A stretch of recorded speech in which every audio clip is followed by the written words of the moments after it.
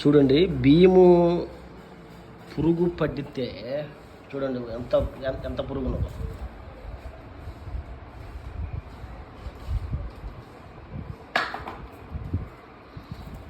చూడండి, పురుగు పడితే ఎందుకు పనికిరావు, పాడైపోతాయి రైస్లో.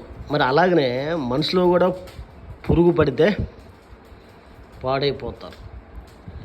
ఈ పురుగు నుండి విడుదల విమోచన కావాలంటే రైస్కి అయితే సరైన మందు చల్లుతాం. మరి మనిషికి ఏమి చల్లగలము, ముందేమో చల్లలేము కదా.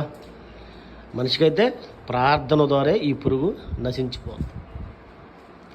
అంటే శరీరం ఆహారం వేరు, ఆత్మీయ ఆహారం వేరు. కనుక శరీర ఆహారము ఎల్లప్పుడూ మనతో ఉండదు. ఆత్మీయ ఆహారమే పరలోక రాజ్యం చేరు వరకు కూడా ఉంటుంది.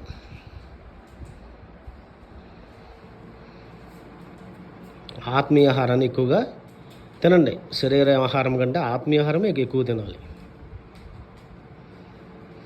ఒక ఆదివారము మహాదేవుడైన యేసుప్రభు వారు ఒక ప్రార్థన మందిరానికి రండి. మహాదేవుడైన యేసుప్రభువును ఆరాధించండి. ఆరాధనలో ఉన్న రుచిని తెలుసుకోండి.